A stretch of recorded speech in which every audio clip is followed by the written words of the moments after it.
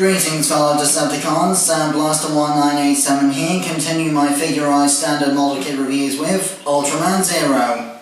Now, for those who are wondering, this is the original spandex TV suit version as opposed to the Netflix anime Ultraman suit Type Zero model, which I will be getting at some point in the future for a comparison.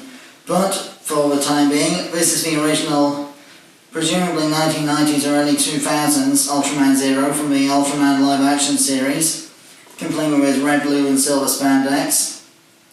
For size comparison, here he is with figurized standard Kamen Rider Ryuki, so you can see that they're from the same toy line and around the same size and have similar posability.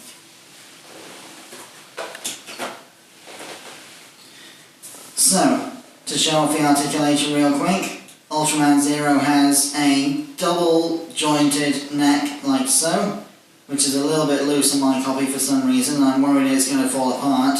Plus there's a hinge at the throat so it can fold up and down and look forward and back and such like.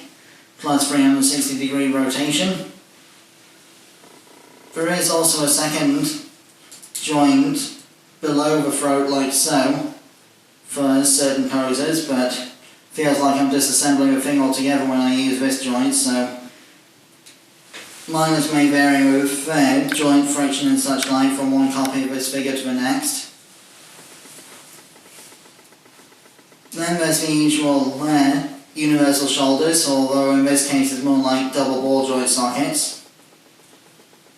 And because of the cut of the shoulder armour, there's actually a ball joint socket within the shoulder instead of a bicep swivel in order to provide the same articulation of a ball joint or swivel, the bicep swivel normally would. So there's double ball joint in the shoulder plus a butterfly joint for forward arm extension.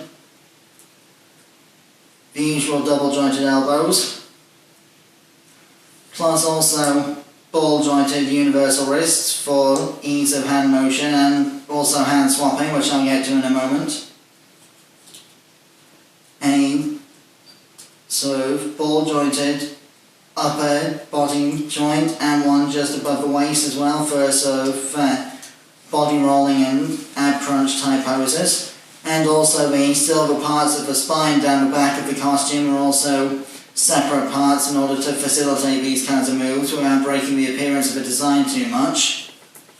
His transformation device, the Ultra Bracelet, is on the left wrist, as you can see. That is removable for certain poses where it would be needed to be removed for screen accuracy.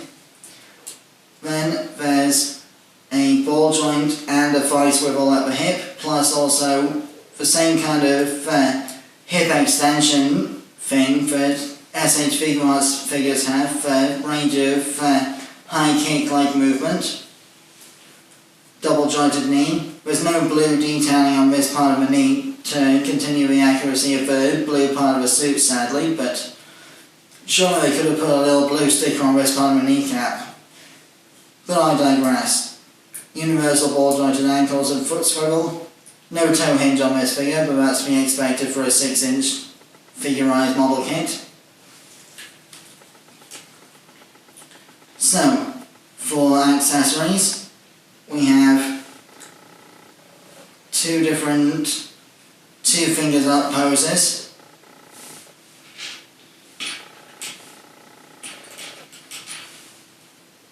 Splayed open hands for both arms. Karate chop or salute hands for both arms. The closed fists that are currently on the figure, as you can see. And also weapon holding hands, which in this current situation are holding these so-called Zero Twin Sluggers, which are actually weapons formed from these sort of devil horn type things on the top of his helmet. In order to facilitate the use of these things, there's also a swappable scalp piece that doesn't have them attached, like so. It's just a simple pop and swap technique, so just gently friction the parts away from each other, like so.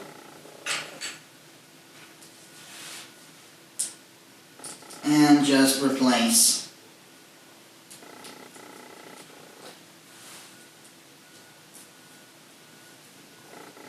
Then, same with the hands, just pop the ball joints out of their sockets, and if I can get the correct hand into the right socket, there we go. Oops. Same on both sides. And now Ultraman Zero is wielding the Zero Twin Sluggers. However, the Zero Twin Sluggers can also combine into a giant double-edged bat-left sword, the Zero Twin Sword. These weapon-holding hands are actually made in two pieces, so they can be taken apart, put the weapon in, and then put back together again, for the sake of that situation. This chest crystal in the middle here can also be removed and replaced with either a red version of the crystal or a chest-mounted blast attack where the Zero Twin Sluggers are attached to the chest crystal, like so.